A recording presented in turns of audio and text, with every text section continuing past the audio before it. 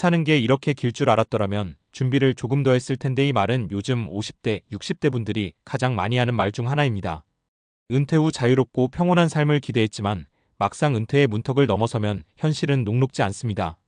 질병과 생활비, 고독과 무력감은 예상보다 훨씬 더 가까이에 있고 더 오래 함께합니다. 특히 건강이 나빠지는 시점과 소득이 끊기는 시점이 겹치게 되면 사람은 갑자기 살기 위해 다시 일해야 하는 상황에 놓이게 됩니다. 오늘은 그렇게 병마와 싸우면서도 다시 일터로 돌아간 50대, 60대의 재취업 이야기들을 통해 은퇴 이후 삶의 또 다른 면을 들여다보려 합니다. 이야기의 첫 번째 주인공은 61세의 조영수 씨입니다. 조 씨는 과거 30년 넘게 택배기사로 일하다가 지병인 고혈압과 당뇨로 인해 58세에 은퇴했습니다. 은퇴 후 기초연금과 국민연금을 합쳐 매달 약 90만 원 정도를 수령하고 있었지만 지병으로 인한 약값과 정기적인 병원 방문 비용으로 매달 적자가 생겼습니다. 더구나 아내 역시 55세에 퇴직한 뒤 무직 상태였고 둘이 함께 지출하는 의료비만 해도 월 40만 원에 달했습니다. 조 씨는 결국 일을 다시 시작해야겠다고 마음먹었습니다. 하지만 택배일처럼 체력적으로 부담이 큰 일은 엄두가 나지 않았고 구직 사이트를 뒤져 결국 동네 편의점 야간 근무를 선택했습니다. 시급은 낮지만 실내이고 앉아서 근무할 수 있다는 점에서 병을 안고 있는 자신에게는 최적의 일이었습니다. 하루 6시간, 주 5일 근무하며 매달 약 110만 원을 벌게 되었고 이 수입으로 의료비와 생활비의 균형을 맞추기 시작했습니다. 그는 말합니다. 정말 힘들었지만 다시 일하면서 오히려 더 건강을 지키게 된 것도 있어요. 집에만 있었으면 더 망가졌을 텐데 규칙적으로 움직이고 사람들과 인사도 나누고 경제적으로도 정신적으로도 재취업은 제게 삶의 연장선이었습니다. 두 번째 사례는 59세의 이정희 씨입니다. 이 씨는 고등학교에서 35년간 행정직 공무원으로 근무하다가 정년퇴직을 했습니다. 공무원 연금으로 매달 약 180만 원을 수령하고 있었고 퇴직금 일부는 개인연금 상품에 가입해 65세부터 추가 수령할 수 있도록 설정해 두었습니다. 표면적으로는 비교적 안정적인 노후를 맞이한 듯 보였지만 문제는 예상치 못한 건강의 위기였습니다. 퇴직 6개월 만에 유방암 판정을 받은 그녀는 항암 치료를 시작해야 했고 이에 따른 비급여 치료비, 간병 비용 추가 영양식 등으로 매달 200만 원 가까운 지출이 생기기 시작했습니다. 연금만으로는 감당이 어려웠고 퇴직금을 더 이상 깨기 어려운 상황에서 선택한 방법은 재택근무 형태의 일자리였습니다. 이 씨는 공무원 시절의 문서 작성과 회계 능력을 활용해 온라인 문서 작업 대행 업체에서 파트타임으로 일하기 시작했습니다.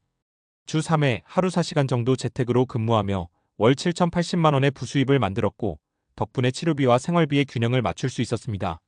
무엇보다 이 일은 병원 스케줄에 맞춰 조정이 가능하다는 점에서 투병 중인 그녀에게 큰 장점이었습니다. 연금이 있다고 해도 갑작스런 병 앞에서는 취약하다는 걸 절감했어요. 하지만 내가 쌓아온 능력을 활용해 새로운 일을 찾았다는 게 자존감 회복에 큰 도움이 됐습니다. 세 번째 사례는 62세의 정명철 씨입니다.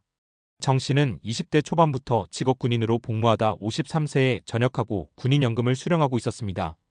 매달 200만 원 이상의 연금 수령액과 함께 개인연금도 60세부터 월 70만 원가량 수령하고 있어 소득 측면에서는 안정적이었습니다.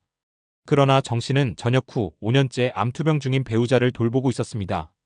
배우자는 장기요양 등급을 받아 일정 부분 지원을 받았지만 실질적으로는 간병인 비용, 추가 의료비, 생활지원 등을 포함해 월 300만 원 가까운 지출이 계속됐습니다. 연금 수입으로는 턱없이 부족한 상황. 정 씨는 결국 자신의 군 복무 경험을 살려 방범용 CCTV 설치 및 보안 컨설팅 회사를 창업했습니다. 은퇴자에게 흔치 않은 창업 도전이었지만 군 복무 시절의 현장 관리 경험과 팀 운영 능력이 큰 장점이 되었습니다. 물론 창업 초기엔 투자금 회수도 어렵고 몸이 많이 고달팠지만 그는 이렇게 말합니다. 그냥 연금만 믿고 있었으면 아내가 지금처럼 안정적인 돌봄을 받긴 어려웠을 거예요.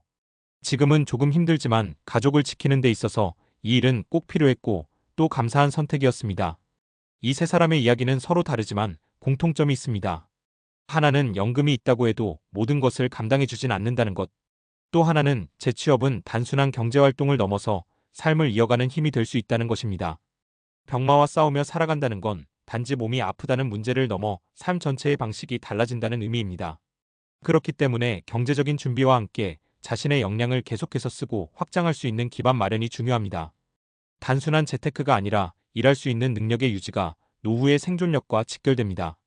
지금 여러분이 은퇴를 준비하고 있다면 단순히 얼마가 필요할지를 계산하는 데 그치지 말고 병이 찾아왔을 때 어떤 선택지를 가질 수 있을지도 함께 고민해 보시기 바랍니다. 그리고 아직 늦지 않았습니다. 지금부터라도 자신이 가진 경험과 기술을 목록화하고 지금보다 더 나빠졌을 때를 상정한 현실적인 계획을 세우는 것이 중요합니다. 누군가는 말합니다. 은퇴는 끝이 아니라 또 다른 시작이라고. 하지만 그 시작이 의미 있으려면 준비된 시작이어야 합니다. 지금도 어딘가에서 병과 싸우며 다시 일터에 나서는 50대, 60대들의 이야기는 바로 그런 준비된 용기가 우리에게 필요하다는 걸 보여주고 있습니다. 그렇다면 이런 질문이 자연스럽게 따라옵니다. 아플 때 다시 일하는 게 정말 가능할까? 혹은 일을 계속하면 오히려 건강에 더 안 좋은 건 아닐까? 라고요. 그런데 흥미롭게도 여러 과학적 연구와 통계는 적절한 일이 오히려 노년기의 건강 유지에 긍정적인 영향을 준다는 걸 보여주고 있습니다. 여기엔 분명한 이유가 있습니다. 첫째, 일은 뇌를 계속 자극하는 가장 강력한 활동 중 하나입니다. 은퇴 이후 급격히 인지 기능이 저하되는 사람들이 많다는 건 이미 여러 연구를 통해 입증됐습니다. 특히 새로운 기술을 배우거나 업무에 필요한 문제 해결을 해내는 과정은 뇌의 전두엽을 자극해 치매 예방에도 도움이 됩니다. 실제로 계속 일하는 사람이 완전히 은퇴한 사람보다 뇌 건강 유지 지표가 더 높게 나오는 사례가 많습니다. 둘째, 일은 사회적 고립을 막는 방어선이 됩니다. 노후의 외로움과 고립은 우울증뿐 아니라 면역력 저하, 심혈관계 질환 발병률 증가로까지 이어질 수 있습니다. 반면에 가벼운 업무라도 직장 동료, 고객, 관리자 등과의 상호작용은 정서적 안정감을 주고 삶의 목적을 느끼게 해줍니다. 특히 내가 아직 사회에 필요하다는 느낌, 이것이 갖는 힘은 생각보다 큽니다. 셋째, 규칙적인 생활 습관 유지를 도와줍니다. 병을 앓는 분들이 가장 힘들어하는 부분은 하루를 어떻게 보내야 할지 모르겠다는 겁니다. 하지만 일터에 나가야 한다는 이유만으로도 자연스럽게 기상시간, 식사시간, 활동시간이 생기게 되고 이는 결국 생활 리듬 유지에 큰 역할을 합니다. 실제로 많은 재취업 노년층들이 일을 하면서 오히려 병이 나아지는 기분이라고 말하는 것도 이 리듬의 힘 때문입니다. 물론 여기서 중요한 조건은 자기 상황에 맞는 일을 선택하는 것입니다. 지병이 있다면 무리한 육체 노동보다는 유연 근무, 재택근무, 시간제, 파트타임, 교육 상담 관련 직종 또는 지역 커뮤니티 활동처럼 부담이 적으면서도 보람을 느낄 수 있는 일이 더 적합합니다. 또 하나 중요한 점은 재취업의 목적이 단순히 돈을 벌기 위해서가 아닌 병 속에서도 삶의 주도권을 쥐기 위해서여야 한다는 겁니다. 이 마인드셋 하나만으로도 우리가 일에서 받는 스트레스와 피로는 훨씬 줄어들고 오히려 일 자체가 삶을 지탱하는 버팀목이 될 수 있습니다. 지금 이 영상을 보고 계신 여러분 중 누군가는 이미 병을 앓고 있을지도 모릅니다. 또는 부모님, 배우자, 형제가 그런 상황일 수도 있겠죠. 하지만 꼭 기억해 주세요. 병이 있다고 끝이 아닙니다. 오히려 병과 함께 살아가야 한다면 그 병 속에서 의미를 찾을 수 있는 일 그리고 삶을 주체적으로 이어갈 수 있는 일을 선택하는 것이 우리가 다시 살아갈 수 있는 힘이 됩니다. 여기서 잠깐 이 영상을 끝까지 보신 분들께 드리는 질문 하나. 여러분이 지금 건강이 나빠졌을 때 다시 할 수 있는 일은 무엇이 있을까요? 지금이라도 작게, 적게, 가볍게 시작해보는 건 어떨까요? 지금이 바로 여러분의 두 번째 인생을 준비할 시간입니다.